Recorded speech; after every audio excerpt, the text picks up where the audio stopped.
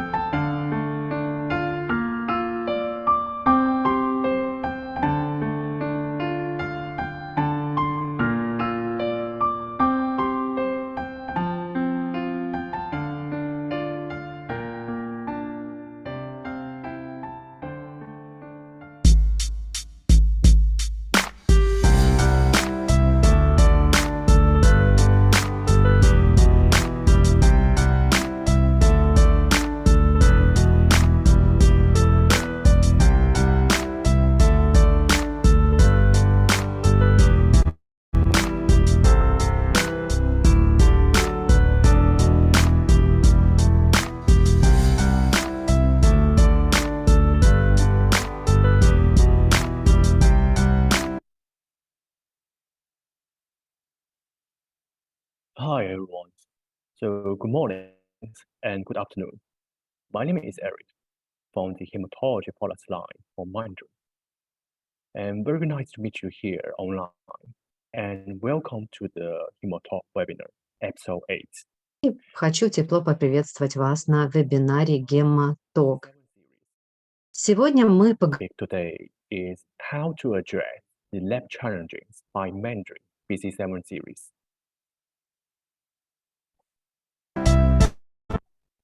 Well, the BC-7 series was launched in early of this year, and until now, we have very good performance worldwide.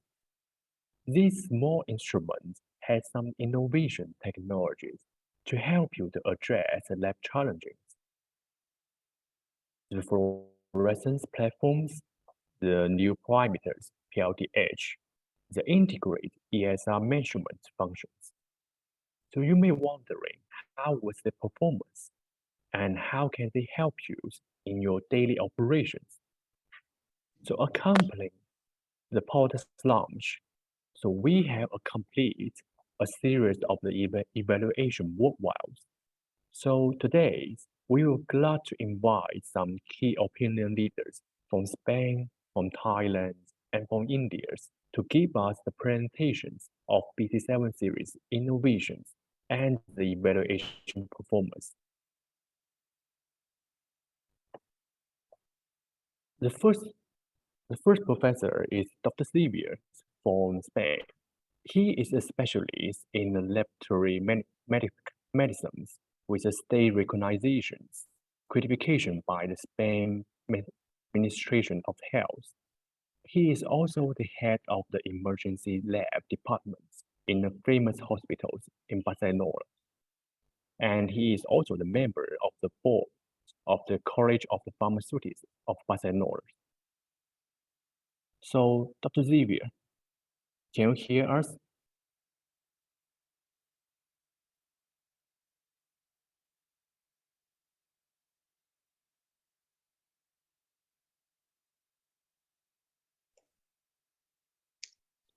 I think Dr. Xavier may need some time. So before that, let's briefly review some basic knowledge of the BC7 series.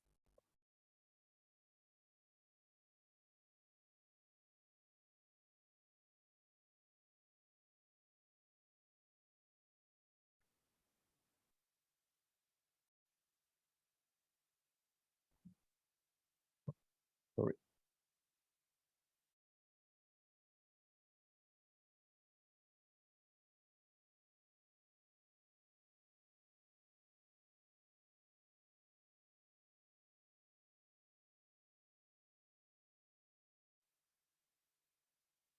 So I think everyone can see the screen now, right? And before Dr. Xavier introductions, so I would like to give you the brief introductions of the BC7 series. So actually, the BC7 series was consist of the 4 different models. The BC7 and 720s were open bio models. BC760s and 80s were autoloader models. 720 and 780s have the reticulocyte channels, and all of them had the ESR measurement functions and the body flow analysis functions. It totally have the 41 reportable parameters and 68 research parameters. There are 3 key features of the BC7 series. So the number 1 is the SFQ fluorescent platforms. So was the same platform as the BC6 series. The same platforms will provide you the same results. So it can give you the reliable result for the abnormal sample detections and help you to decrease the false positivity rate. So we have the reportable parameters like the mutual granulocytes, nucleated red blood cells, reticular parameters, and so on. And the second thing is the CBC and ESR result in one test, in one tube. The throughput of the ESR detections, we have the higher throughput of the ESR detections. We can get the CPC and the ESR results in 1 minute and a half and 30 seconds. It has a similar performance when compared with the Western green methods. So in the following presentations, you will see the performance that we did in the different countries worldwide. And the third thing is the optical PLTH in every CD test. It can help us to remove the interference of the microcyte red blood cells, fragmented red blood cells, and large platelets. It has the same performance as the PLTO without no additional cost and no additional channels. So it can give us an optical PLT counting in every CBC and deep test. And we are confidently to say that we have the best solutions for the military and children's hospitals. And some okay. I Dr. Sylvia now is online. Dr. Sylvia, can you hear us?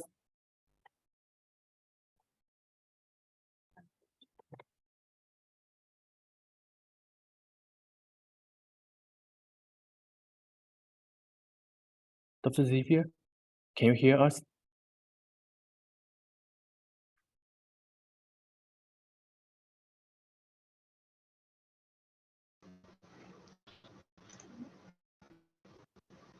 Hi, good morning, Dr. Sylvia. And you can share your screens.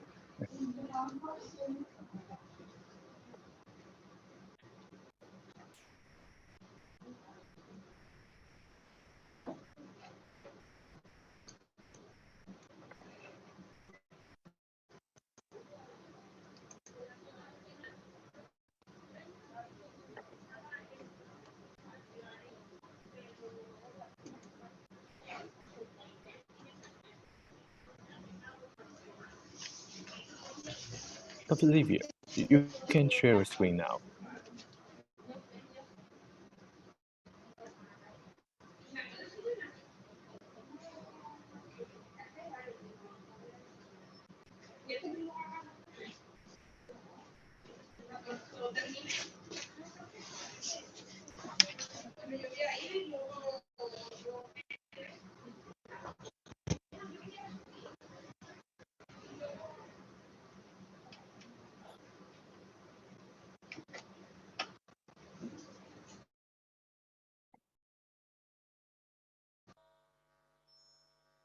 I think Xavier may need some time to share his screens. Before his presentations, let me give you some let me give him some time. So before his presentations, so let me introduce you about him again. That he is a specialist in the laboratory medicine with the state recognitions certificated by the Spanish Ministry of Health. And he is the head of the emergency lab department at the very famous hospitals in Barcelona. And he is also the member of the board of the College of the Pharmacists of Barcelona. So good morning, Dr. Davies. We can see the screen. Good morning. Good morning. Good morning. Do you hear me? Yes, we can hear you very clearly. Can you hear me? Okay. Yes. My name is Xavier. Are you Eric? Yeah. Yes, I'm Eric. So Dr. Dabir, can you share Do you screen? need my presentation? Sorry? To share with you? Yes. You can share your screens now. Okay. The connection is quite bad. A little bit actually.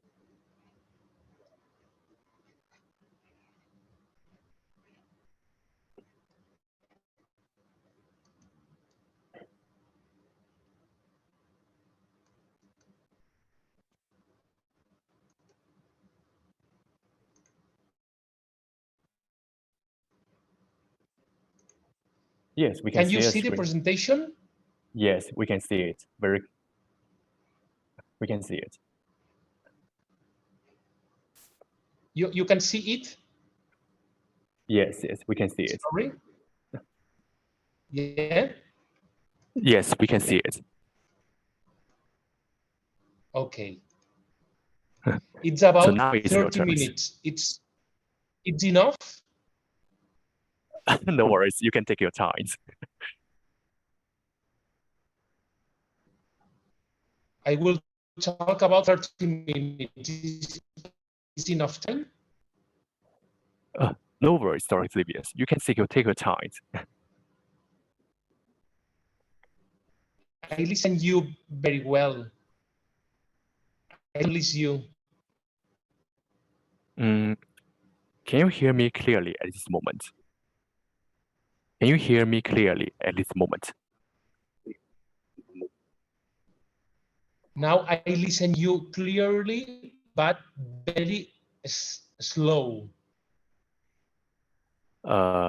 I think the connection may be not so good.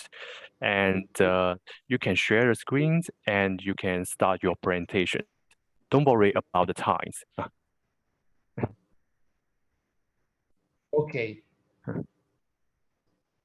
I have sent to G. I have sent to G this presentation. I suppose she have. Yes. You can study from the first. You can study from the first page. I can.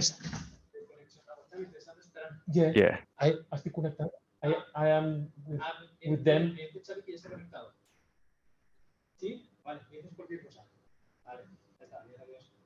¿Quién? Ah, sí, sí, estoy conectado. Sorry, I am in the first slide. Yes. You can study your presentations, and all the audience are looking forward to it. I can start? Yes. You can start. Now?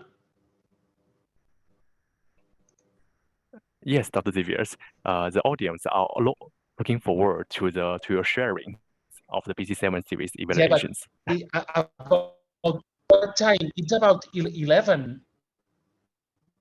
You need I start now the presentation? You are the first one speaker. Yeah, at what if time? you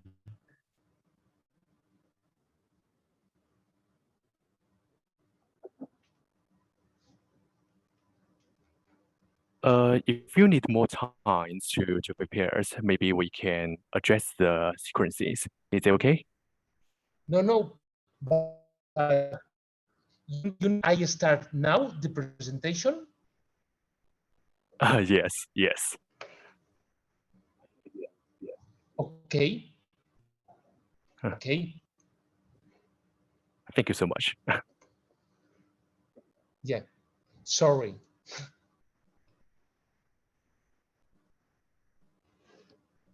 Welcome everyone to this issue of HemaTalk, and thanks to Mindray for inviting me to share with all of you the evaluation results of the new BC-700.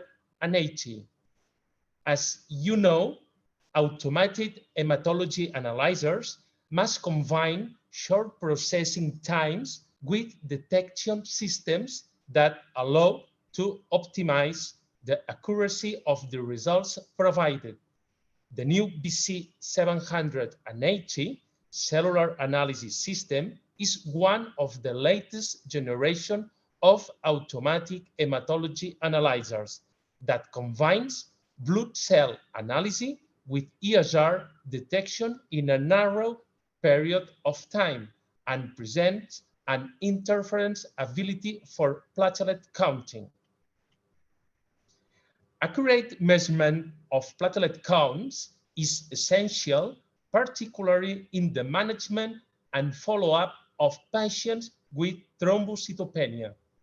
Despite the different technical advances, automated hematology counters that use only impedance method for platelet quantification present an important limitation to produce accurate and reproducible counts in patients with thrombocytopenia in the presence of interfering elements such as microcytic erythrocytes.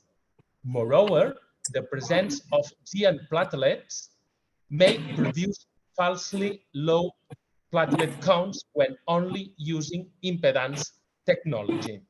The ESR is the rate at which erythrocytes sediment under certain conditions, and in patients with different types of disease, such malignant tumors, rheumatoid arthritis, systemic lupus, multiple myeloma, or GM cell arthritis, the ESR is pathologically increased. The erythrocyte sedimentation process can be divided into 3 stages: prolonged formation stage, rapid sedimentation stage, and packing stage. But this process requires long testing times. In this sense, Western green method is this traditional method for ESR measurements, and also is the reference method recommended by International Council for Standardization in Hematology.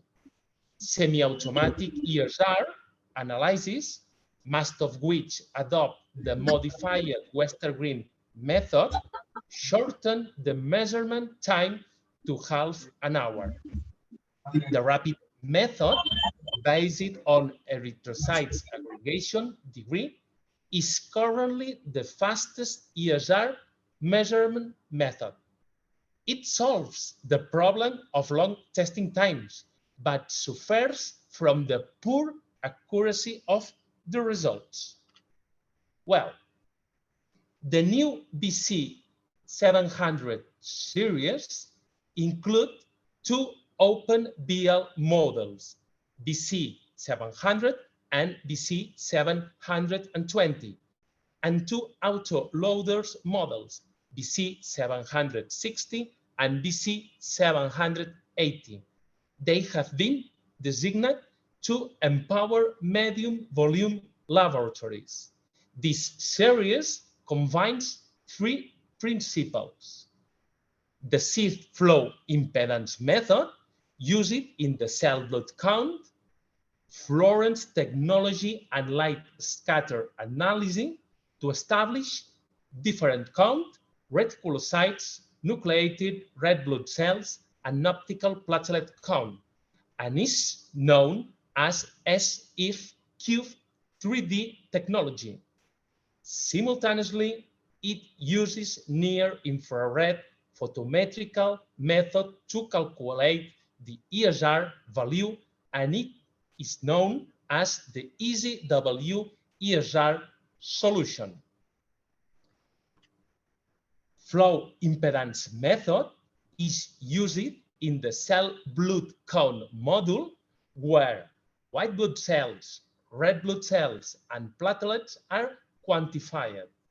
Flow impedance method is based on the culture principle, which counts and sizes cells by detecting and measuring changes in electrical resistance when a particle, a cell, in a conductive liquid passes through a small aperture registering a pulse.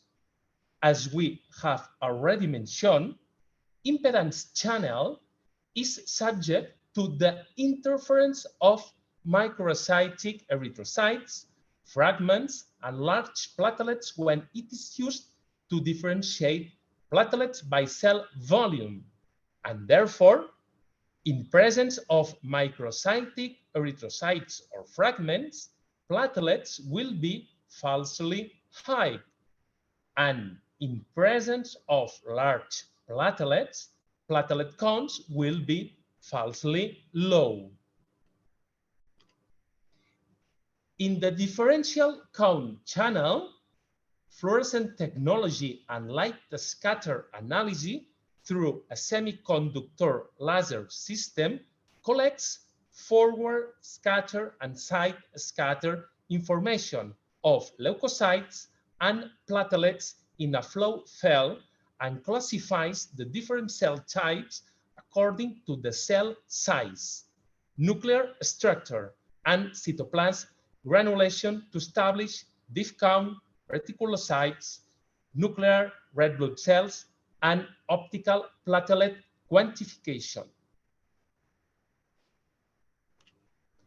In the impedance channel, platelet count in presence of large platelets is interfered by microstatic erythrocytes, but not with small platelets.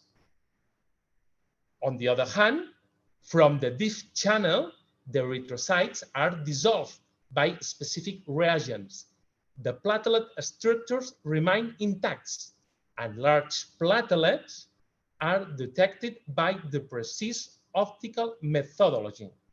Well, by combining the small platelets from the conventional impedance method and the large ones from the optical method, an accurate new hybrid platelet count will be obtained.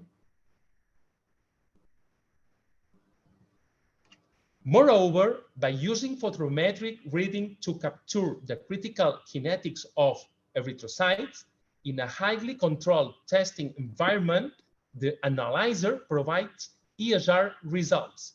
A change in the aggregation state of erythrocytes leads to changes in the scattering effect of the erythrocytes on the measurement theme.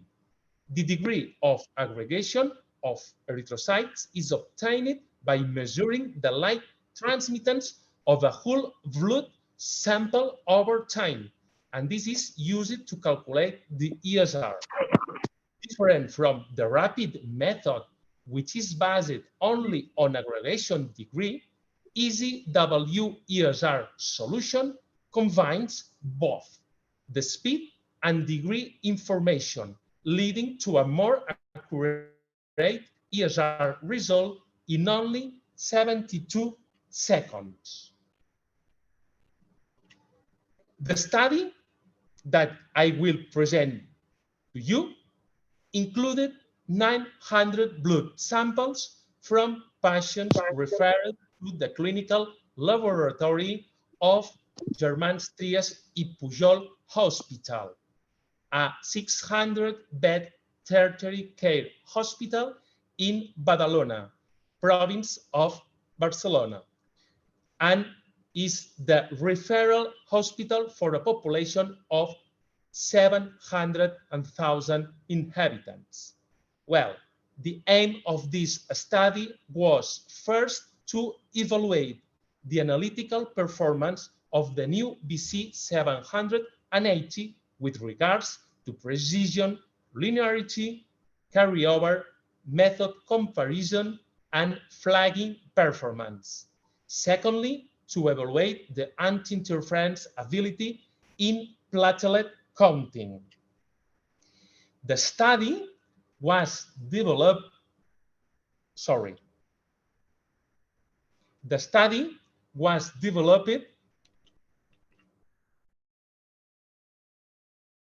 following the clinical and laboratory standard institute guidelines and international consensus group for hematology guidelines for the evaluation of blood cell analyzers. We used a Ep8 900 analyzer to perform the correlation of cell blood counts, hemoglobin, and reticulocytes.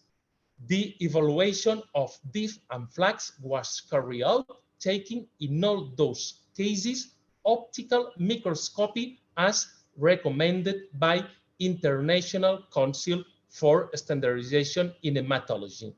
We used a Vesmatic Cube 80 analyzer to carry out the correlation of ESR. The Television DM9 5600 image analysis system was used to perform the platelet count interference study.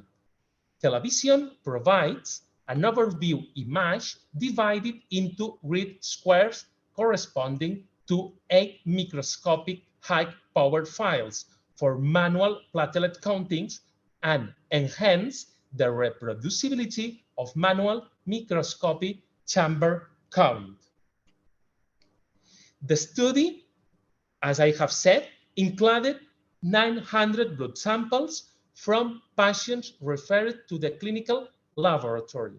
They were collected in 3-potassium ethylene diamine tetracetic acid tubes and processed within 2 and 4 hours after the phlebotomy.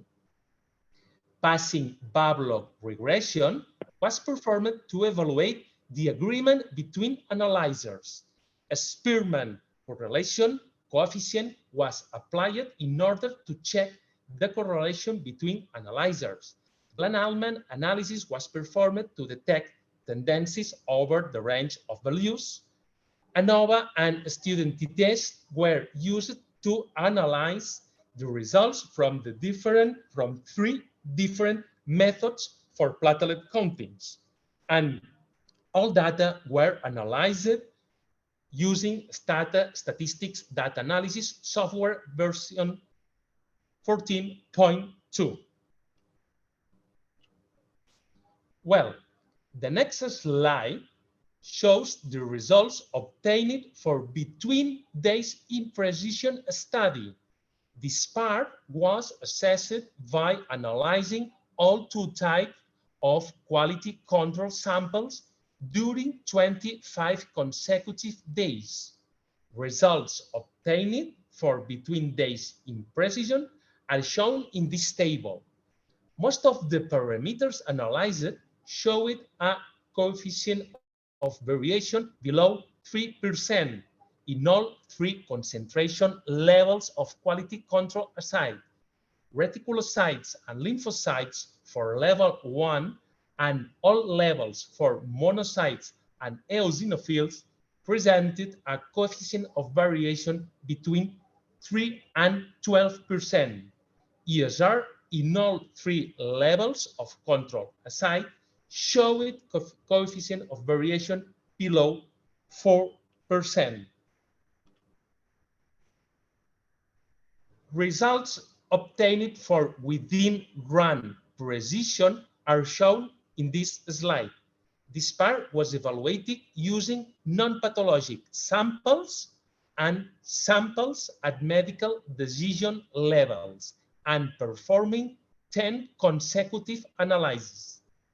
Coefficients of variation obtained for non-pathologic samples were under 2% for most of parameters analyzed, between 2 and 5% for reticulocytes, lymphocytes, monocytes, and between 7–8% for eosinophils.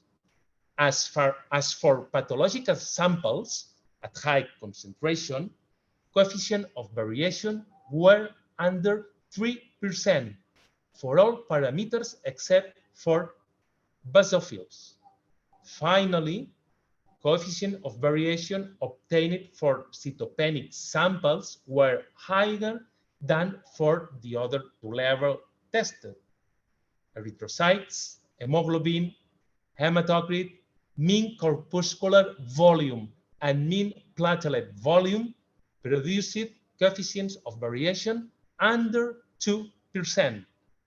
And leukocytes, platelets, reticulocytes, neutrophils, lymphocytes, and monocytes yielded coefficients of variations between 3 and 11%.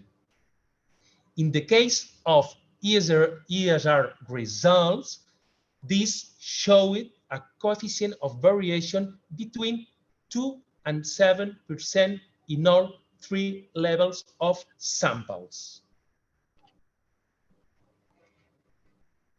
The next slide shows the results of linearity and carryover.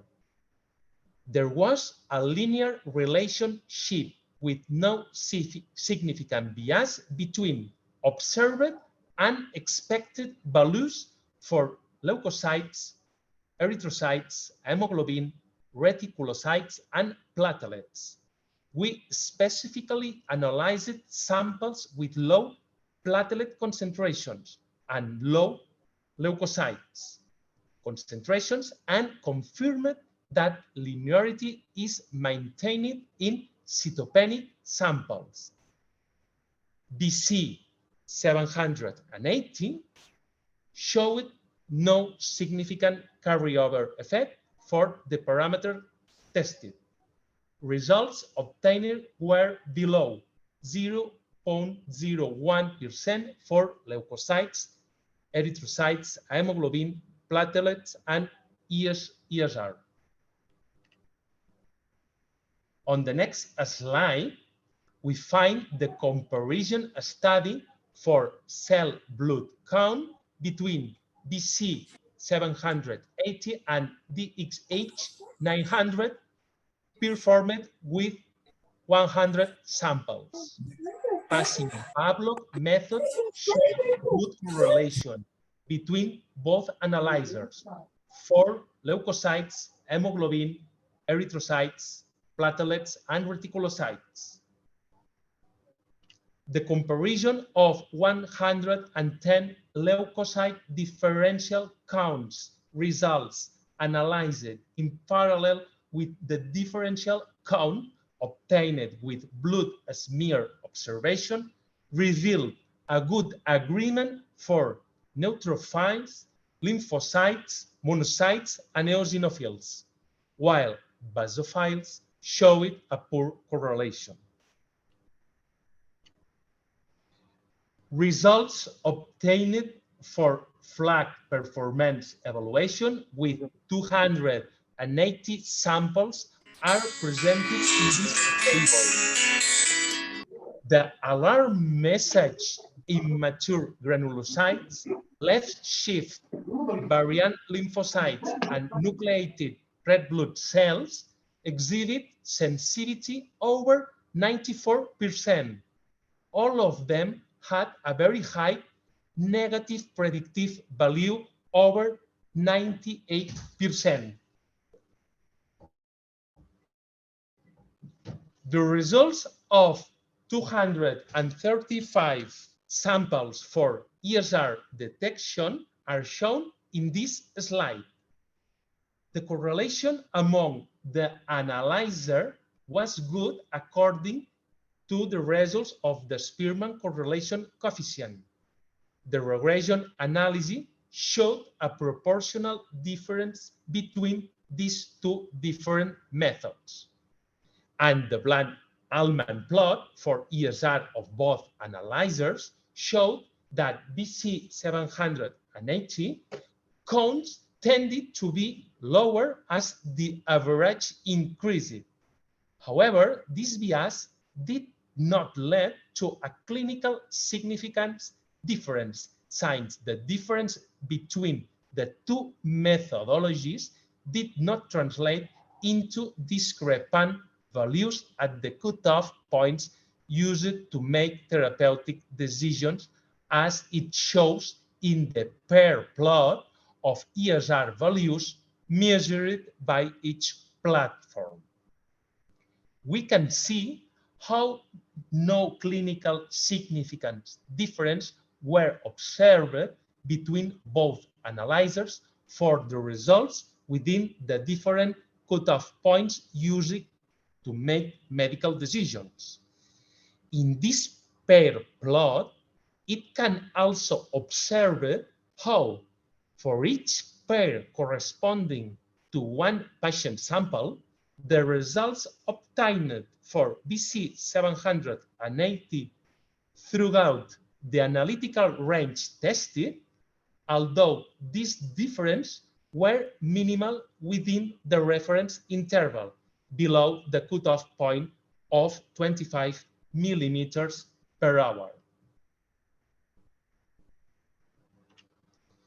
In the evaluation of interference by small erythrocytes with 100 samples, students' TTs and the study correlation are shown in this table, with no significant difference and strong correlation between platelet counts obtained by hybrid method and digital cell morphology system.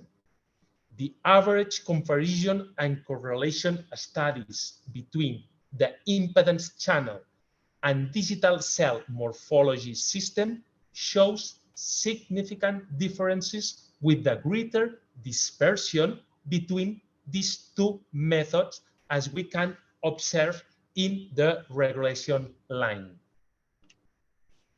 The interference assessment with 60 samples that presented large platelets is shown in this other table, which also stands out significant differences in mean platelet counts between the impedance channel and digital cell morphology system in thrombocytopenic samples with mean platelet volume greater than 13 femtoliters.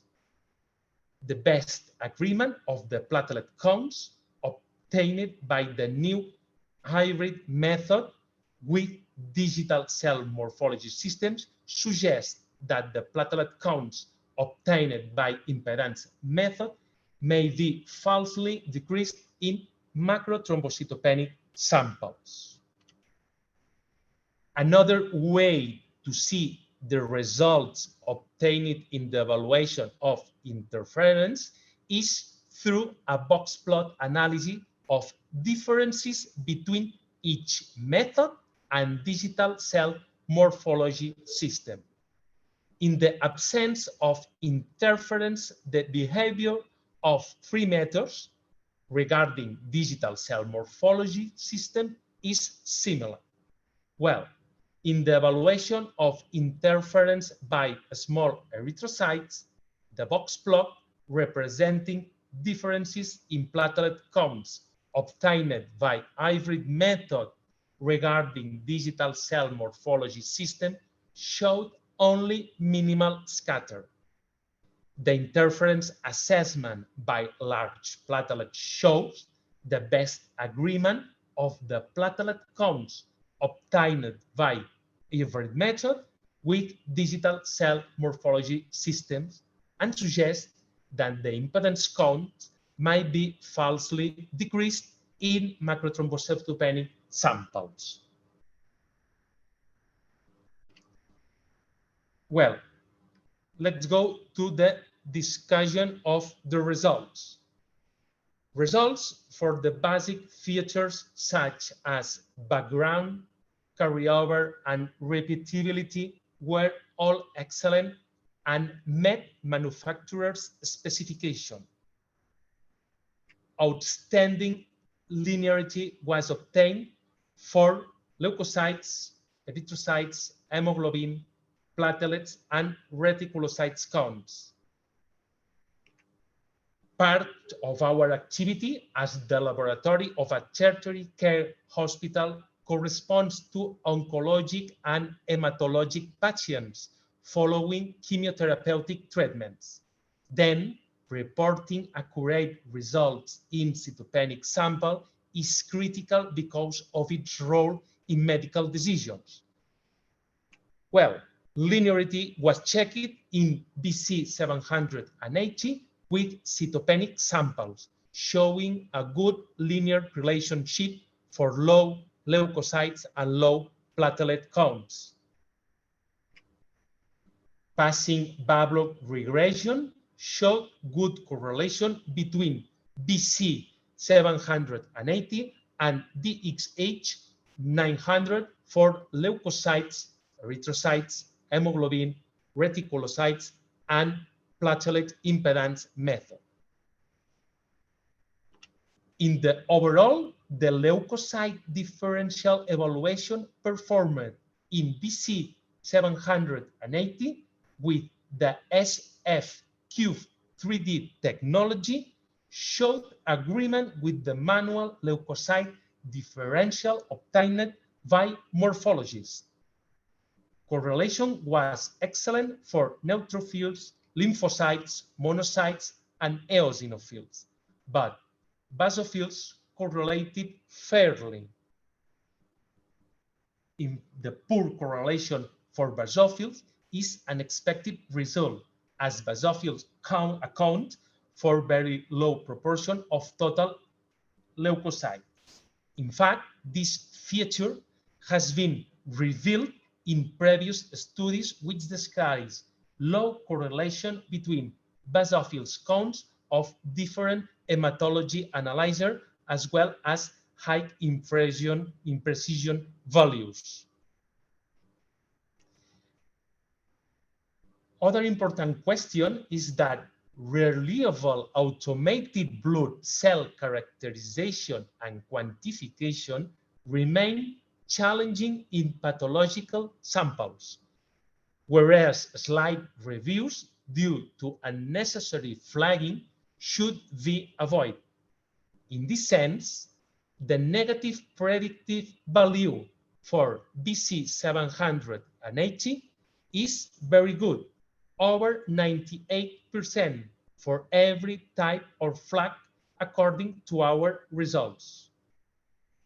This means that the absence of flags in BC-700 is reliable, hence reducing the need of performing blood smear review. The sensitivity and specificity of blast flag were similar for BC-700 than for other analyzers currently available. When analyzing the overall efficiency of flags in BC-700 it can be considered that flagging is excellent for nucleated red blood cells, good for immature granulocytes, left shift and blast, and acceptable for variant lymphocytes. An interesting feature that BC-700 offers is the capability to perform detection of ESR while performing routine blood tests. Well, the Mindray EasyW method can quickly and accurately determine the ESR, and our study showed that repeatability of the ESR results of the BC-700 met the manufacturer's claims. In terms of accuracy, the ESR results measured by the BC-700 correlated well with ESR results measured by the BC-80, although it showed a proportional type bias. When analyzing samples with ESR value within the reference interval, the bias was less. This global bias, not translate into a clinical significant difference, since the difference between both methodologies did not translate into discrepant values in the cutoff points used to make medical decisions. Another important question is that despite the different technological advances, automated hematology counters that use only impedance method for platelet quantification present an important limitation to produce accurate and reproducible counts in patients with thrombocytopenia in the presence of interfering elements. In our evaluation, the PLT channel has improved the accuracy of the counts in the presence of these interference, small erythrocytes or giant platelets, for example. The results of our study show how the platelet count in the new hybrid channel in the presence of some of the most common interference provides values comparable to the optical count performed by our digital image analysis system, showing a robust correlation coefficient and minimal dispersion. However, the results obtained in the impedance channel presented significant differences from the results obtained by digital image analysis system, showing a discrete correlation coefficient and a greater dispersion. This finding is important because it demonstrates how impedance-based platelet counting methodology should be combined with complementary technology like this analyzer when low platelet counts in the presence of some interference. Finally, in conclusion, we can say that Mindray BC-700 automated hematology analyzer combines blood cell analysis with ESR detection and presents anti-interference ability for platelet countings, providing reliable results. BC-780 is an accurate, highly precise analyzer with good analytical performance, which provides a faster, safer, and more reliable method to simultaneously measure ESR and hemogram parameters. In summary, it's a more complete instrument that includes new parameters in the blood analysis, improving the clinical use of the results provided. Thank you very much. Well, thank you so much, doctors. I think we have did a complete evaluations in your laboratories. And thank you so much for giving us the clear pictures of the evaluation we did in your laboratories, including the similarities, the comparabilities, and with the ESR and the PLTH. Yeah. So now we have the Q&A sections. So everyone, if you have any questions, you can leave your questions in your chat box. Actually, a few minutes ago, an audience usually asked for one question. So I repeat it here to use. So she is asking that how many ESR samples does your hospitals test every day? And what are the advantage do you think that is instruments in detecting the ESR?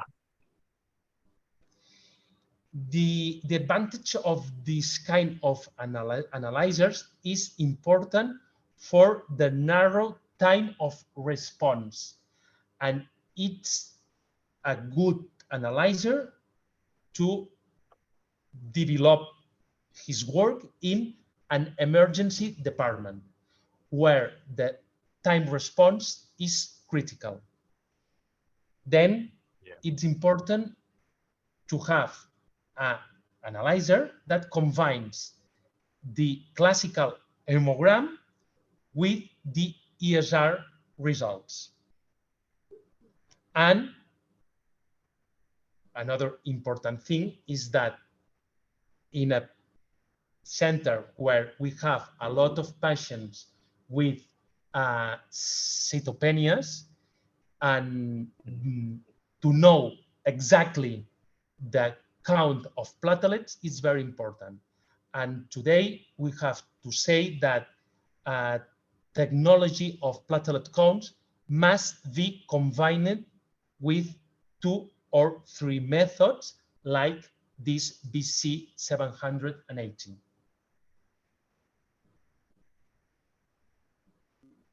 Okay, thank you so much, doctors. And I have a personal question. As you have tested this machine for several months, and how do you feel like it? I don't understand you. Excuse me. So what is the feelings when using in these BC-780s? Yeah.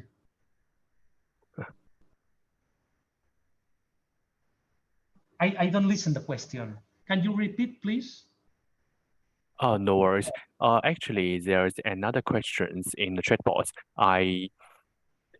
Someone is asking that, can you explain the process of the comparisons of the PLDH to DMS? And do you find the pseudosample cytopenias in your studies? Here is a question in the chat box. Okay. Let me. Yes, I can repeat it to you. Yeah. Wait a minute. No worries.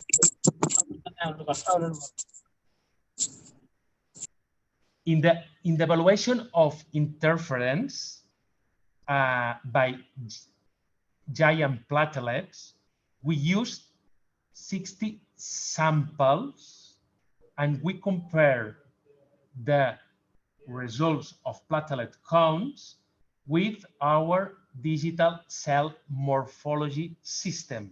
This digital cell morphology system that we used in this study is our Celavision DM9600. This analyzer have a module that allow the manual count of platelets, and it has been previously obviously validated to make this count of platelets. Then we compare the results of platelet counts between the BC-780 and the counts obtained by digital cell morphology system. I don't know if I have answered your question.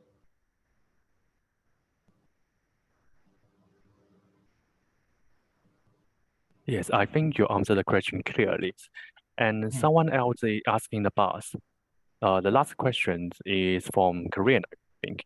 Someone asking the bus between the BT700s, 780s, and the VC80s. So how to correct the bus to clinical when follow up the inflammation parameters for clinical decisions? Well, I have said during this presentation that there was the correlation with BC80. It was very good. It was good, the correlation, but the regression analysis showed a proportional difference. Why? Because there are different methods. This method of BC-780 is a new method that combines speed and rate of aggregation. And the other one is a modified Westergreen method. Well, there are two different methods, but the regression analysis is good. But there is a proportional difference. But, well, this difference that we observe not translate in clinical differences between the results. In the pair plot, that we have seen before, we can observe how for each pair corresponding to one patient samples, the results present minimal differences and within the reference interval below the cutoff of 25 millimeters per hour, these differences are less. And over the 10 millimeters per hour, the results shows that there are differences, but there are not clinical significance this difference? Yes, I agree with you, Dr. Xavier. And I think we do find some bars, but I think it won't affect the clinical diagnosis. And I think there is no more questions. Someone is asking about the PLDH for the platelet counts, and actually, the next lecture is focused on the PLDH, so we can let the next professor to show us more performance of the PLDH. So doctors, thank you so much for your time, and thank you so much again for your wonderful presentations. Thank you very much Okay. to Mindray for inviting me to share these results with you. See you in another occasion. Thank you very much. Yes. Thank you so much. I'm looking forward to see you in Spain as well. Thank you so much. Okay. Thank you.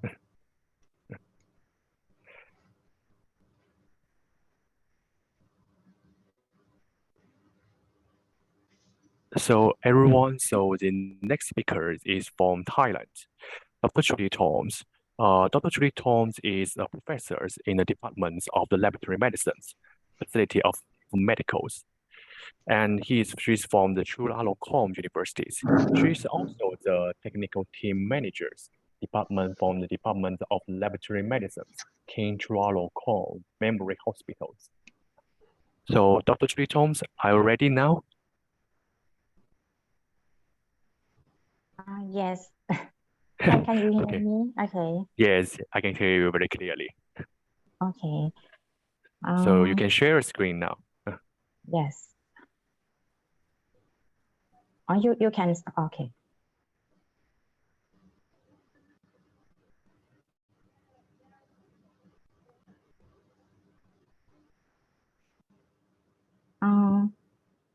So good afternoon, everybody. First of all, I would like to thank the Mindray Medical International and also the Mindray Thailand for giving me an opportunity to talk to you all today. My topic today is the novel platelet H parameter from BC-700 series. In relation to these presentations, I would like to declare that I have no relevant financial interest in the products or companies.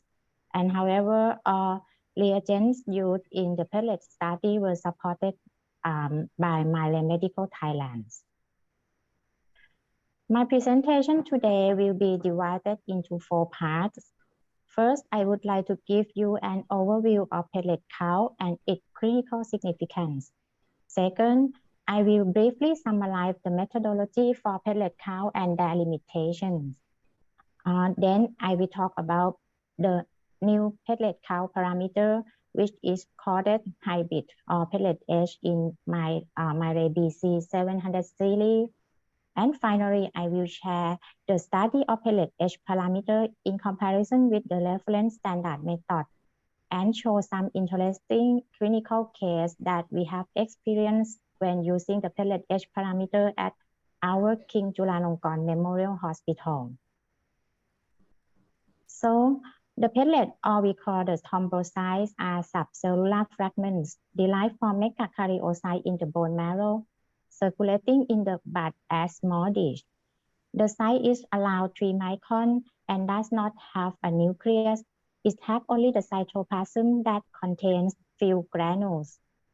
In the peripheral blood, they appear round or oval in shape and play a key role in hemostasis and thrombosis. Measurement of platelet is a part of routine testing in the complete blood count. It will be shown as an actual number of platelets per cubic milliliter of peripheral blood.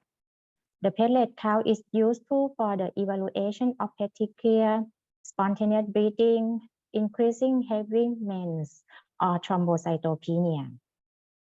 The normal range of platelet count in healthy individual is around 150,000 to 400,000 per cubic milliliter, and the critical value of platelet count are when the platelet is lower than 50,000 or greater than a million per cubic milliliter.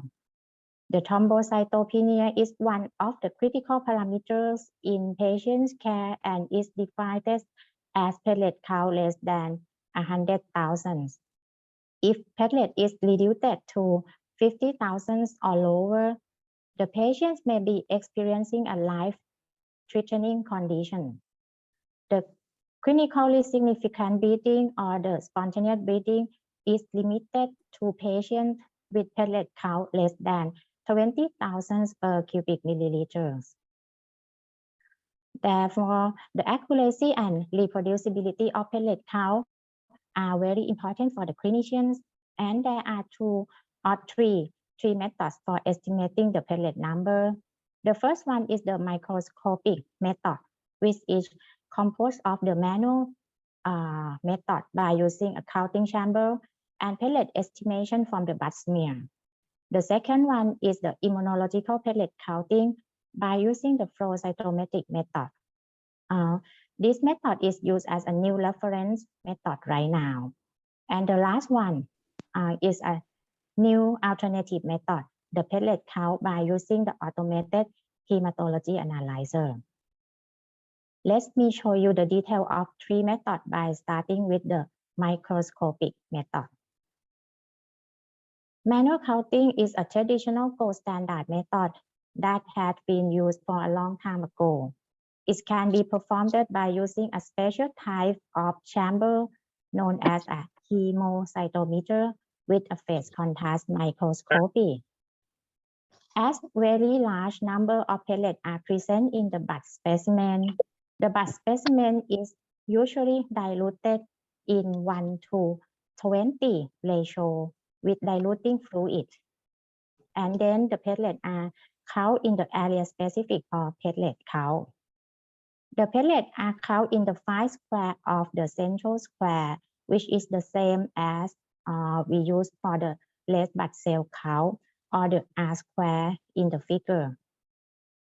This method has several limitations, including time-consuming, labor-intensive, subjective, and high imprecision with a high inter-observer coefficients of variations of around 10 to 25%. The next one is the manual microscopy by counting the platelet in the blood smear. It is a new traditional method right now, and the platelet estimation from blood smear is currently used in the laboratory. By using a light giemsa stain blood film, the platelet will be counted in a region where red blood cell and platelet are well dispersed, or sometimes we call an adequate area. Then the number of platelets is counted in at least 10 oil immersion fields and reported as an average number of platelets in an oil immersion field, which multiplied by 20,000. This method also has the same limitation as manual counting, including time-consuming, labor-intensive, and having a high imprecision and low sensitivity, which is due to slight cell distribution error, cell identification error, and also statistical sampling error. The next one is the immunoplatelet counting. This method is recommended by the International Councils of Standardization in Hematology and the International Society of Laboratory Hematology as the new gold standard, or we call the reference method. Platelets are identified and stained with a suitable monoclonal antibody such as CD41 and CD61, which is a platelet glycoprotein 2B and glycoprotein TA receptor respectively. Then the platelets are counted by the flow cytometer. The platelet count is derived from the formula that divide the number of known red blood cell count, which is determined by a standard impedance counter from the analyzer with the ratio of the number of platelet events that are derived from the flow cytometry, or we call the R3, to the fluorescent platelet event in the R1 area. The immunopellet counting also has more advantage over manual microscopic method in that a large number of cells can be analyzed and several parameters rather than morphological characteristics can be used for identify cells. However, there are several limitations of immunopellet counting, including specialized operational skill are needed. The reagents and instruments are too expensive, and the sample preparation process is very laborious and time-consuming. Finally, pellet count by the automated hematology analyzer. As you know that a new generation of automated hematology analyzer was developed to enumerate the pellet number in blood with excellent precision and accuracy, depending on several technologies and methods. Currently, many automated hematology analyzers can perform the pellet count by two basic methods. The first one is the electrical impedance or impedance pellet count. Sometimes we call pellet I. And the next one is an optical density or optical fluorescence, and we call the pellet O. Most recently, the Mindray BC-700Series hematology analyzer also presents a new pellet parameter called pellet H or hybrid that we will talk about later on.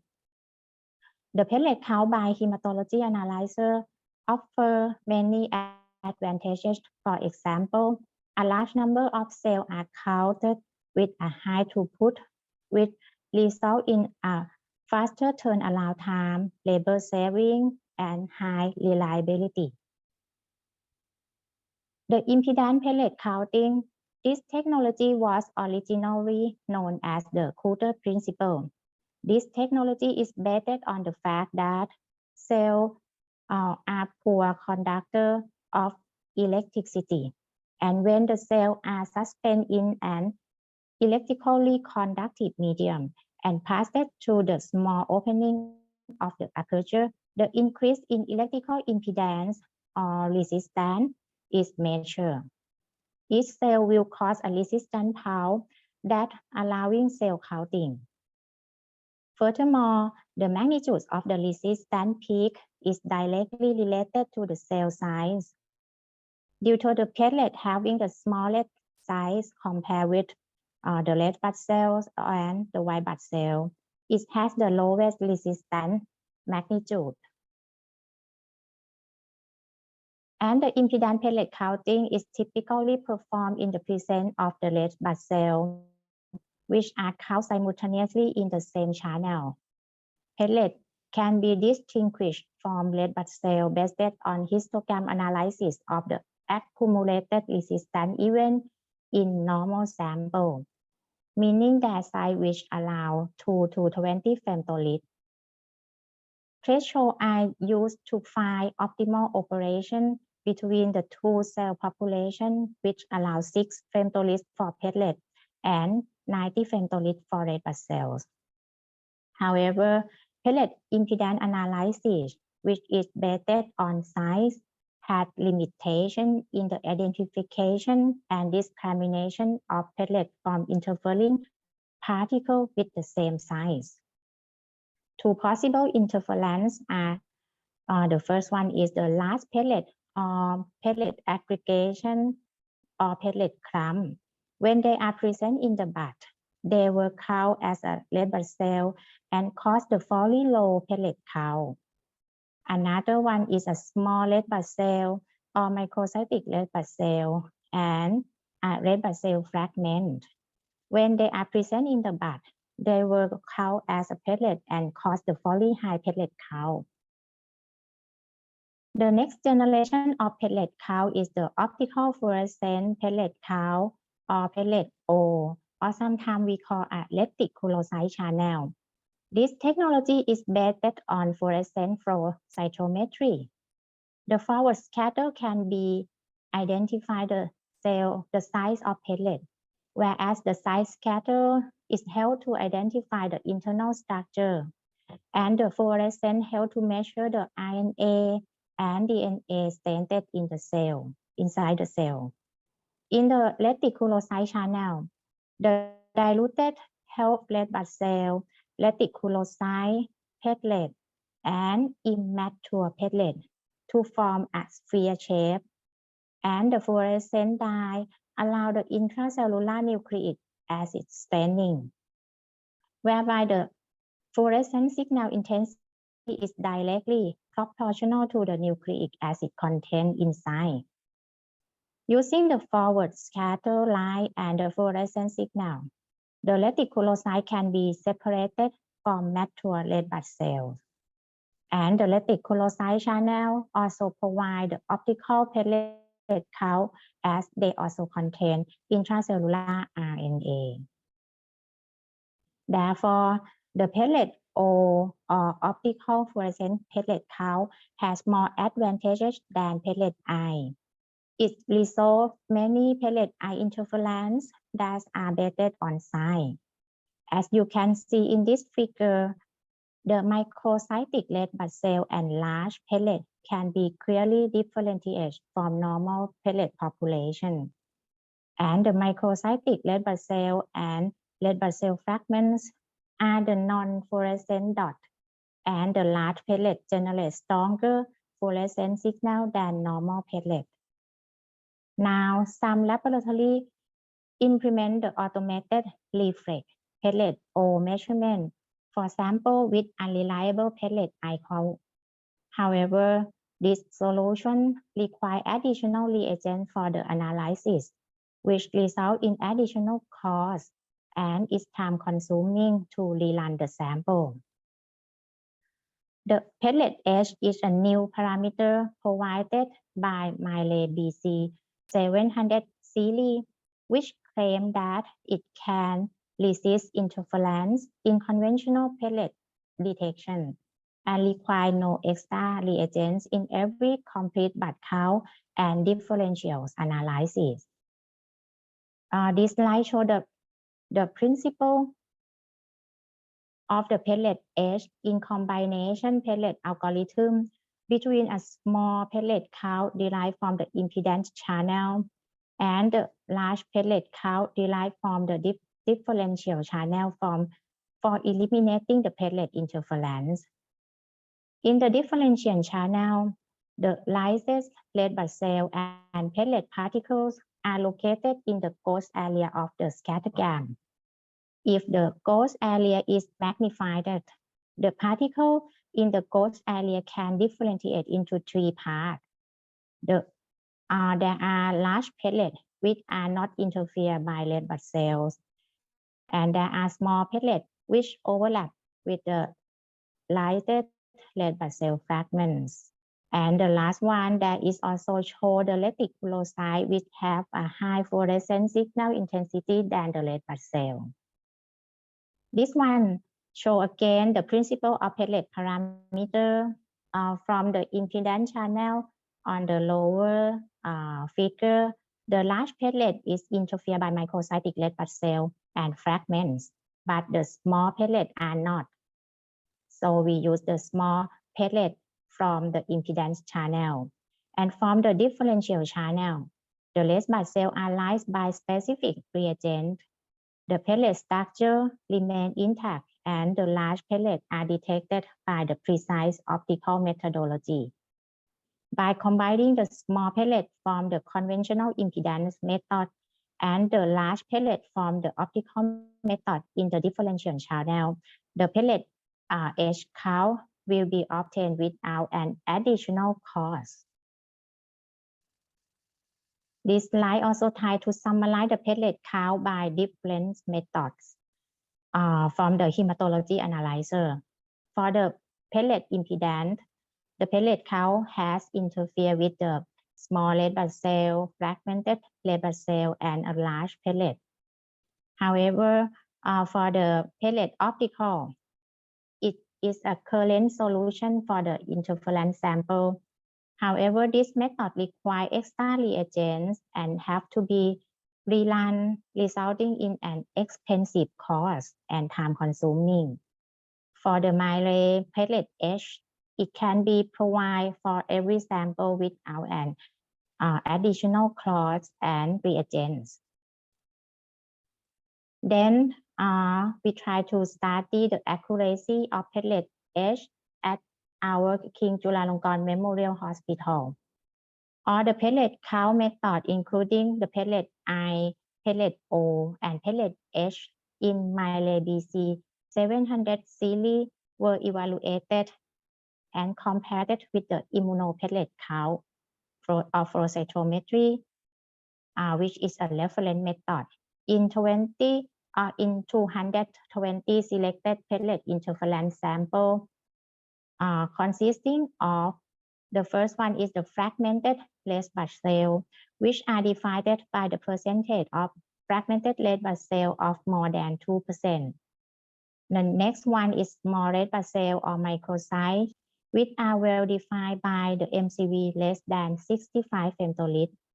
And the last one is the large platelet, which is described by platelet diameter of more than 7 micron, and microscopic platelet count can found the platelet, the large platelet more than 5 per 2,000 white blood cell. This slide shows a 220 platelet sample containing the interfering factor as mentioned earlier. All are reviewed and confirmed the abnormality by microscopic examination. The platelet count, including platelet I, O, and H, were detected by Mindray BC-760 and compared with the flow cytometry. Interestingly, all platelet count parameters from BC-760 have a good correlation with flow cytometer, with R square of more than 0.95. And the correlation of the platelet H is quite comparable to platelet O, which show the best correlation. And you can see that the fully high platelet count or fully low platelet count is obviously detected in platelet I method. And if we try to divide the interference sample into each group, a similar correlation was observed when comparing to the flow cytometry. The platelet O show the best correlation, followed by the platelet H and platelet I. Here, I would like to draw your attention to clinical case that we have found from this study. Starting with the case 1, a fragmented red blood cell. In this case, an red blood cell fragment alarm was flagged in the instrument, and the fragmented red cell value was 3.2%. You can see from the platelet histogram that the tail of platelet histogram was elevated, suggesting that red blood cell fragments may be present in this sample, which caused a fairly high platelet count. And when we try to do perform the microscopic examination, it revealed the evidence of red blood cell fragments. The comparisons of platelet count parameter from BC-760, platelet I, H, and O with the flow cytometry show that in the presence of red blood cell fragments, the platelet H and O results were closer to those of flow cytometry of 43,000. These data support that the platelet H can accurately measure the platelet count. The second case, the microcytic red blood cell. In this case, a microcytosis was flagged by the instrument, and the MCV was 61 femtoliters. The platelet alarm for abnormal platelet histogram and the tail of platelet histogram was elevated, suggesting that microcytic red blood cell may be present in this sample, which caused a fairly high platelet count. The microscopic examination also confirm the evidence of the microcytic red blood cells. The comparisons of pellet parameter from BC-700Series for the pellet I, H, and O with the flow cytometry show that the pellet H and O were closer to those of flow cytometry of 110,000. These data confirm that the pellet H can accurately measure the pellet count in the presence of microcytic red blood cells. In the conclusion, the use of pellet H technology can significantly reduce the inaccurate count caused by the interference of red blood cell fragments, large pellet and small red blood cell, helping greatly in generating accurate and reliable pellet detection report for clinical purpose with no need of extra reagent. However, you have to keep in mind that pellet H cannot solve the pellet clump problem.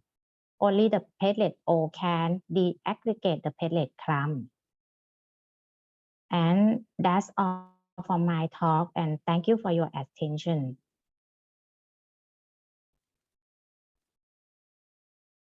Well, thank you so much, Dr. Judy Tones. And I think you have already given the answers of the previous questions that the PLT-H cannot solve the PLT comp problems. So only the PLT-O can solve deaggregate the PLT comps. Yes. Yeah. Yes, the pellet H cannot solve the pellet clump. Yeah. And thank you so much for your excellent presentations.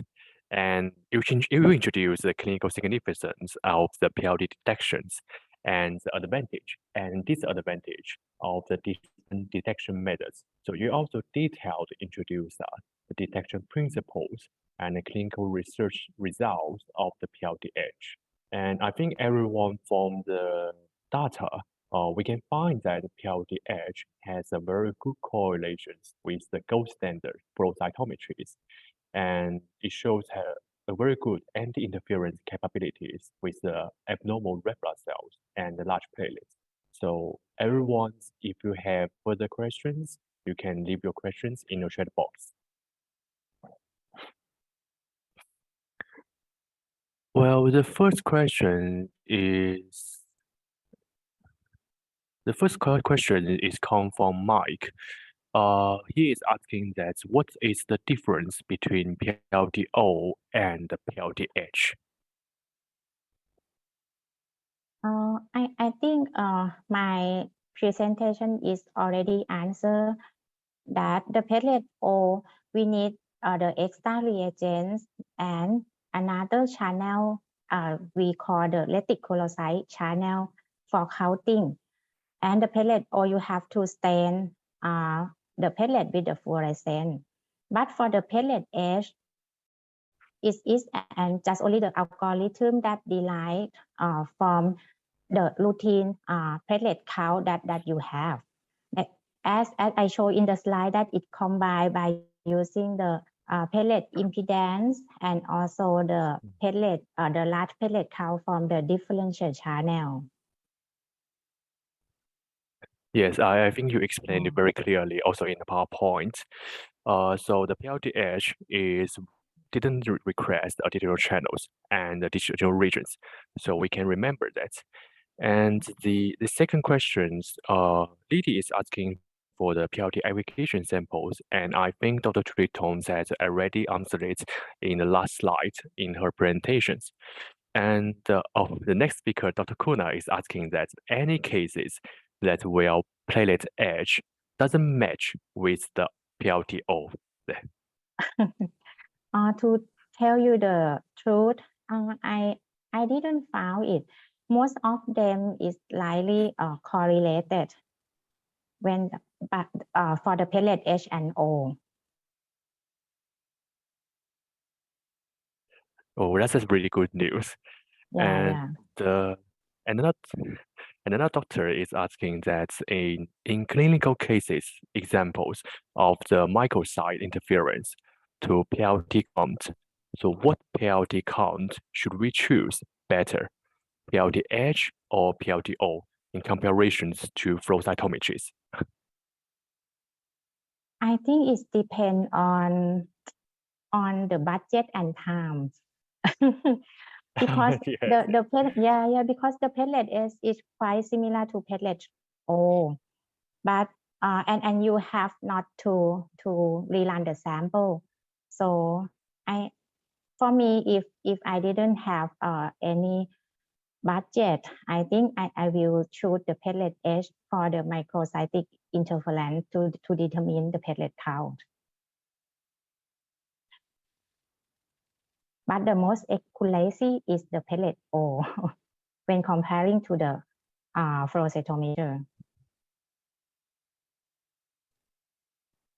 Yes. Thank you so much. Thank you so much, Dr. Julie Thoms. And thank you so much for your time. For the others of the questions, my colleague will help you to answer it in the chat box. Again, thank you so much for your excellent presentations. Thank you. Thank you.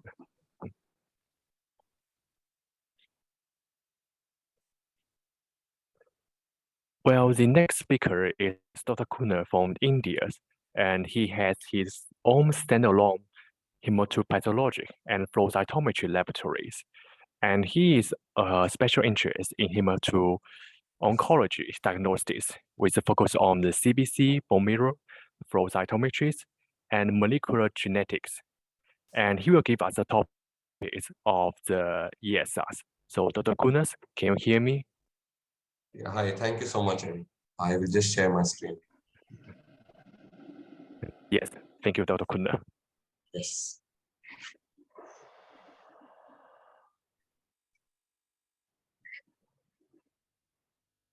At the outset, I would like to thank the whole Mindray team for giving me this opportunity to share our experience about the ESR and the evaluation we did on the new BC-700 blood cell analyzer. So, good afternoon, everyone from India and other parts of Asia.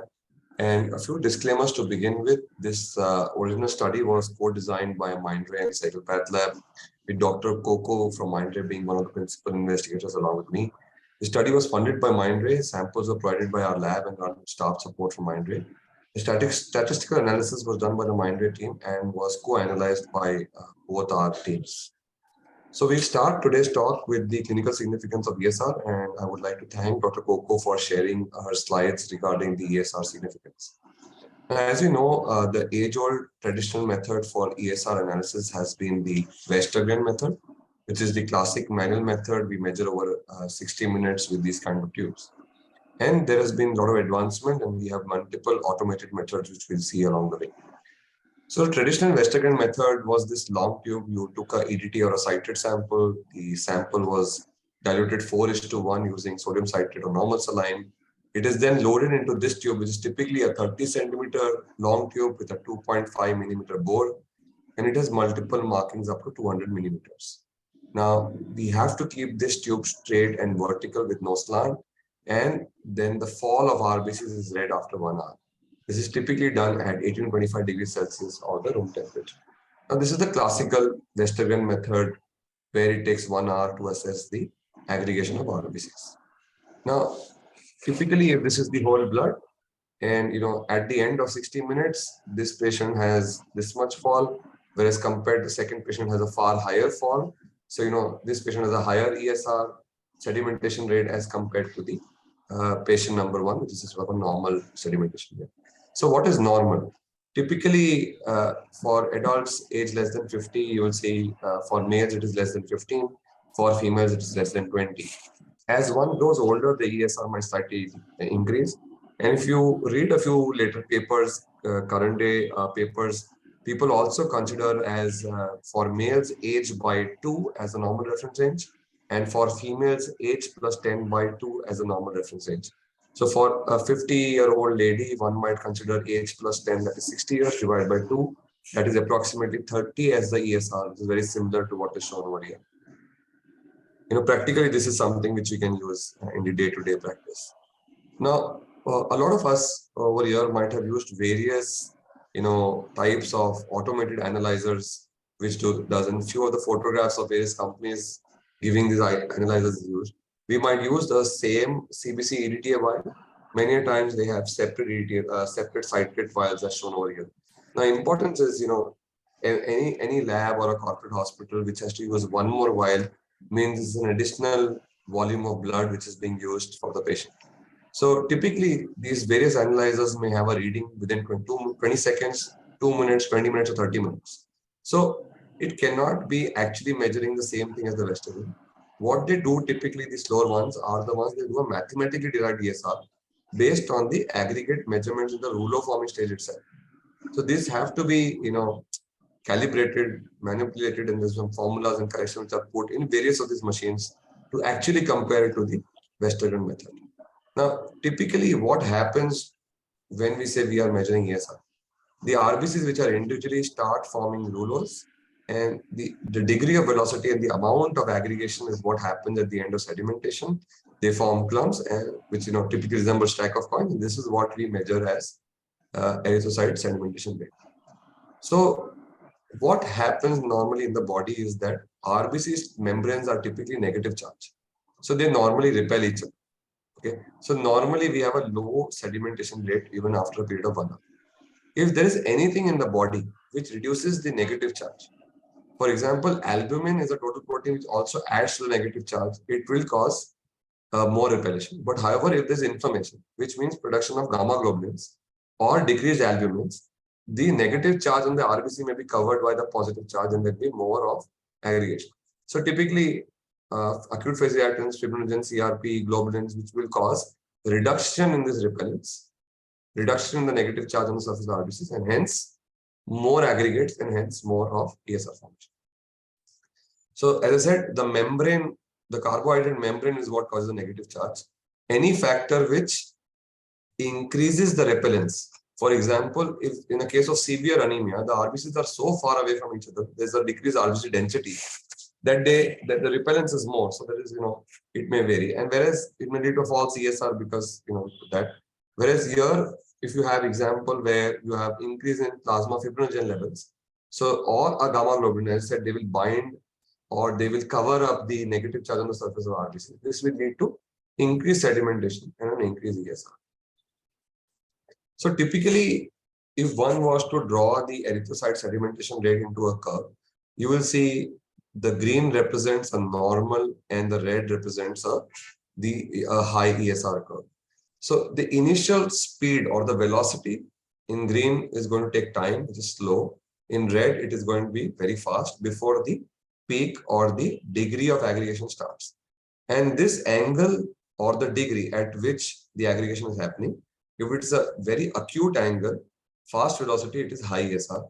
Whereas this is a low angle and a slow velocity, it is going to be a normal ESR. Now, this is what the BC-700 analyzer measures. It measures the velocity of aggregation and it measures the degree of aggregation. Both of these are then calibrated into the machine to give us the actual ESR value, which is comparable to the Westergaard method. Now, various factors, as I said, can impact the ESR. Okay, so if you look at RBCs, WBCs, and platelet itself, as I said, anemia can increase sedimentation. So you get a falsely elevated ESR in anemia. Whereas polycythemia, there is more repellence of the RBCs and there is generally a decrease on a normal ESR. Now, if you have variation in size and shapes, abnormal RBCs, it is degglutination or rulo formation. Rulo formation is typically because of increased gamma globulin. These are the factors which are going to cause an increase in ESR. Macrocytes lead to increased sedimentation. Whether it really clinically impacts or not is something which one would like to see. But size, shape, mass, external factors may all impact ESR. Now, let's look at plasma composition. As I said, albumin is one factor which, if it increases or if it is normal, will keep normal or decrease the ESR. However, if the albumin falls and the globulins increase or the fibrinogen increase, the repelling of the negative charge reduces and these all cause high ESR. So we know acute phase reactant happens in inflammation and infection. There's release of globulins, fibrinogen, which cause a high ESR. More viscous, lesser is the slower is the ESR. Less viscous fluid is faster ESR. Cholesterol, hypercholesterolemia may accelerate the ESR. So these were two factors on the RBC and the platelets. And then there are a lot of technical factors. What is the length of the tube? That's why the Westergren tube has a standard length, standard wide bore of 2.5 mm, which I mentioned. Now, if you keep the tube straight, which is normal, which is the accurate way. However, if you tilt this tube, this tilting will impact the ESR. So 3-degree tilt can cause a 30% error.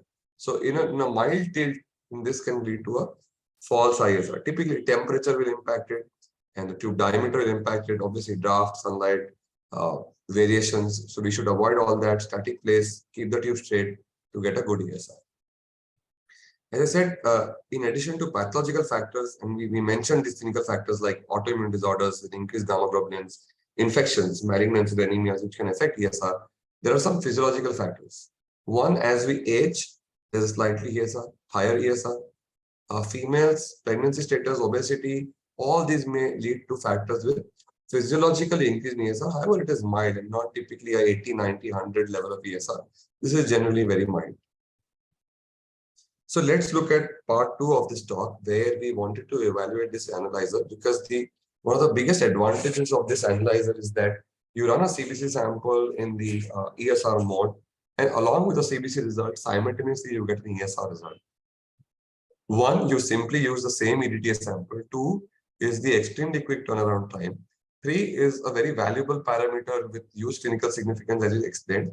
It may not be very specific, but has huge value whether you're dealing with an infection or malignancy.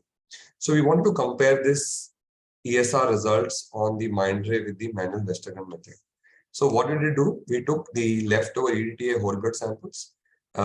We ran the calibrator, the daily control on the Mindray BC-700 machine, and we performed 3 parts of this study. A carryover study. So we did precision studies, repeatability and reproducibility, which I'll discuss, and then we did comparison studies.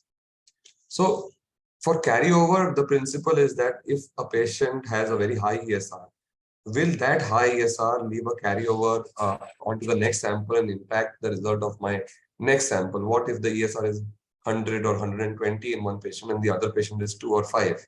Does it lead to a false high result in the next lower sample? For which there's a very standard formula where we run high target value samples with ESR more than 80, and we run low target value samples of 0 to 5. Using this particular formula given over here, we calculate the percentage carryover. Now what we did this over 7 sets of samples, sample 1 to 7. And we see the carryover ranged from the lowest being 0%, the highest being 0.59%. Anything less than 1% is the clinical requirement for the carryover to be clinically insignificant. If you see, all the carryovers were significantly less than 1%. There was no problem, and the conclusion was the carryover study showed a fast result, indicating this is fit for clinical use. Now, we did 2 types of precision studies, and we're talking about repeatability and reproducibility. When I say repeatability, I am going to talk about repeating patient samples, and reproducibility was studied using quality control samples. So for repeatability, we had samples which are already run on the Westergren method, which had leftover volume of more than 2 ml. And we did 7 different levels. So ESR less than 10, 10 to 20, 20 to 30. So different brackets of ESR levels were taken. And these samples were run for 10 consecutive times in the ESR mode to evaluate the mean standard deviation and CV. Okay. So if I take the level 1, the mean of level 1 was 5.5 and the mean of level 2 was 16.2. These both are within the normal range of less than 20. And the acceptance criteria as per the guidelines are given that if it's within the normal range, the acceptance criteria is less than 1.35 SD. Whereas if it is in the higher normal range or abnormal range, more than 15 millimeters, the criteria for acceptance of good performance is less than 9% CV. Now, if you see all our results of level 1 to 7, the CV was well below the acceptance criteria of 9%. And within the so-called normal range, this is slightly higher than the normal range of 15 to 16. But the SD criteria were also met at that level 1 and level 2, which is indicating that the repeatability across different levels of ESR was quite good. So next, let's talk about reproducibility. Now here, reproducibility sounds similar, but basically instead of using patient samples, we did quality control samples. And basically, after an interval of 5 to 12 hours, the quality control samples were run in the same mode 3 consecutive times for 5 days. There is no acceptance criteria stated, but only the performance evaluation in terms of precision is shown. Now, for CV of, if you see level 1, level 2, and level 3, all have a CV ranging from 0.9 to 1.4%, which we know is, even lower than 2% as such, very close to 1%, is clinically insignificant. And, the mean values were, for level 2 was in the normal range, level 3 was low normal, and this was slightly higher. While we don't have a 80, 100 level of CV, but from both the repeatability and the reproducibility studies shown here, one can say the precision evaluation of ESR on this machine was quite good. Now, let's come to the most important part is, if one was to use this in clinical practice, what is the comparison compared to the manual Westergren method? So there were 332 blood samples across different ranges and clinical conditions, which were run. If one was to see simply the correlation coefficient, BC on this axis, Westergren result on this axis, the correlation coefficient was 0.944, which is excellent, which is as expected to have a close to 1 variable, which is quite a good result. However, just to showcase the data, we also did a Bland Altman or the difference plot.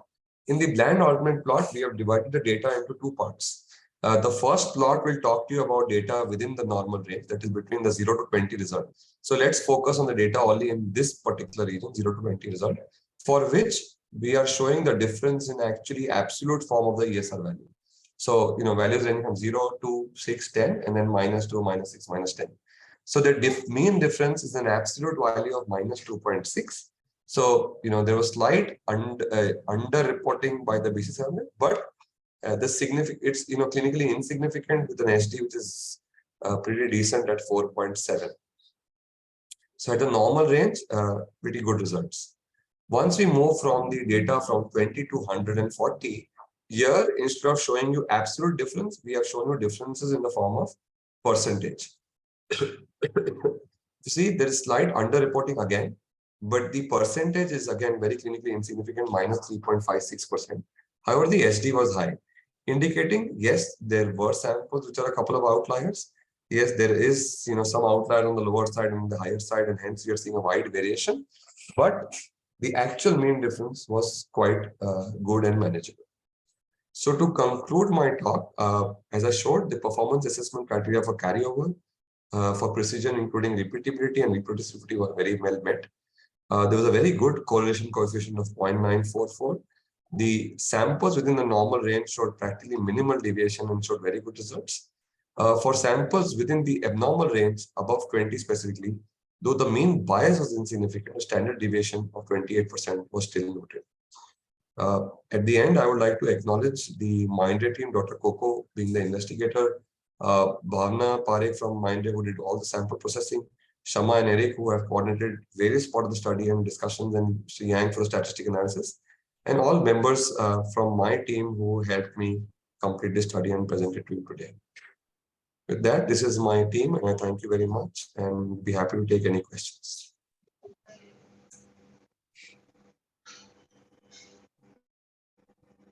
Well, thank you so much, Dr. Kuda. Thank you so much for giving us the detailed information of the ESR evaluations.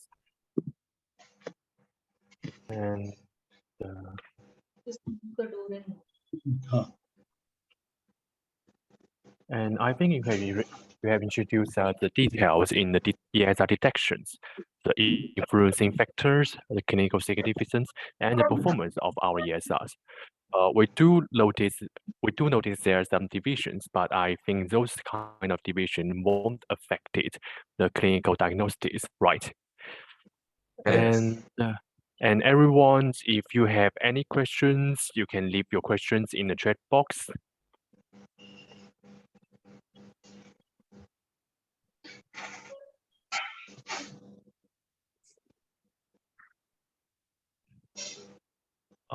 Someone is asking that the Western grain is the gold standard, but there are many influences. What should I do if the ESR result of the instrument is inconsistency with that of the Western grain? As currently Westergren is the gold standard, I would stick to the Westergren as of now. But it will be worthwhile evaluating it'd be worthwhile evaluating the repeatability of that sample on both methods. It is re-putting that sample and assessing why that happened. Is it only for that given sample, or is it happening more often in that clinical scenario? So, but yeah, in the end, if the answer is simple, I would then go by the Westergaard, which is the time-tested method. And as I said, this is the true 1 hour measurement, whereas the others are sort of calculations, and one can have certain impacts which one is not aware of. Thank you so much for your reply. And someone else is asking that have you ever tried to analyze the samples from cancer patients, especially for the multiple myeloma, and how the ESR values? So, frankly, we did have a set of malignant samples from lymphomas, leukemias, as well as myelomas. I will be very frank, I've not been able to look at the data, but it's an interesting area. I will go back, specifically look at the myeloma with high ESR and see a comparison of what we have got, and maybe, in a future study, revert back to you on that. That will be an interesting area to look at. And I understand your question would be whether the myeloma samples are giving an accurate result on this machine or not. I've not specifically looked at that condition. I don't think we have enough samples, but something worth evaluating for sure. Thank you. And someone else is asking the acceptable CV for the ESR. Actually, for our ESR, that's in the different analysis range, like 0 to 20s and above 20s. So we have the different acceptable CVs. So we have already written it in our operation menus. And someone else is also asking for the commercial of the QCs. And actually, our ESR share the same QCs with the BC60. The BC60 is the QC of the hematologist. So it's use the same QC. It won't give you the actual cost. Someone is asking that is there any limitations for the multiple myeloma samples? And I think Dr. Kuna has already explained for it a few minutes ago, and he will go back to check the data in specifically to that kind of samples.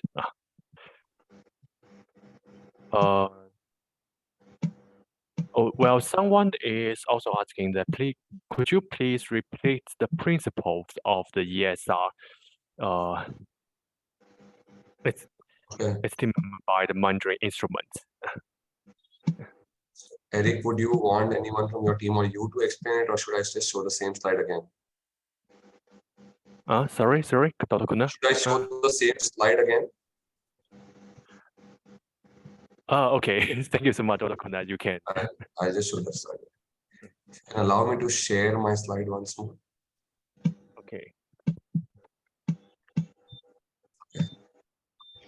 So, while the exact algorithm is not what I am aware of, but typically, as I showed, if you compare, this is the green color is your normal ESR curve, whereas the red color is the curve at which a high ESR sample would move.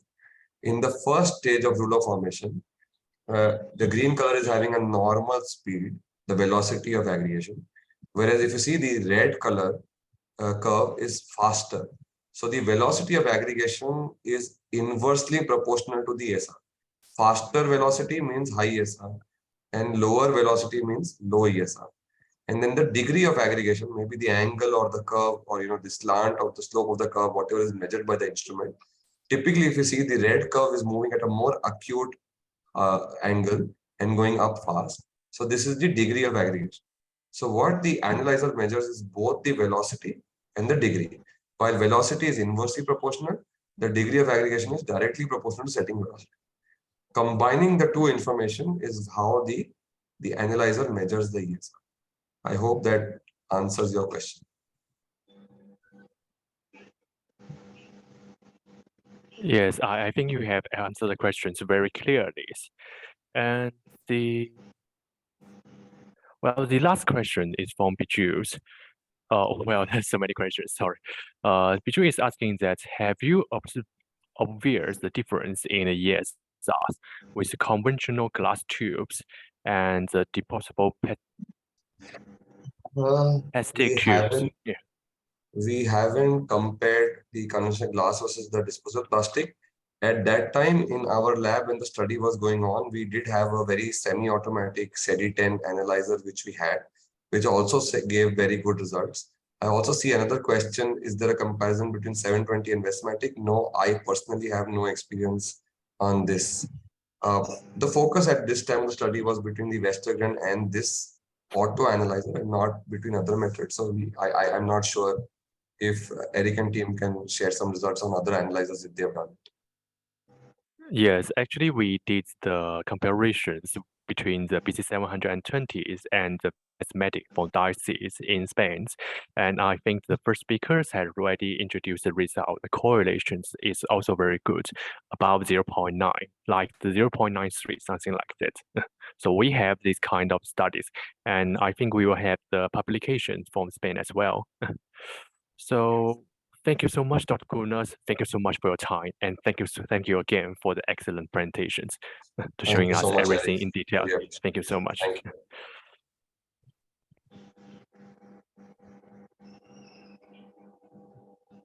So hi everyone. So in the last 1 or 2 minutes, I would like to share you something news. Give me one moment.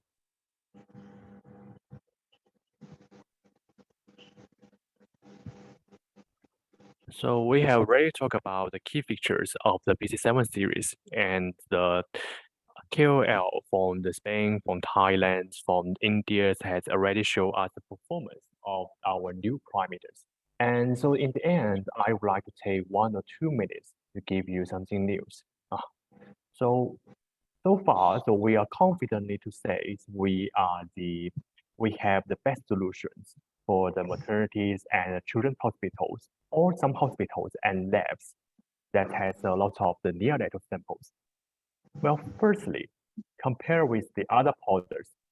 So we have the small aspiration volume, only 25 microliters for the auto loadings.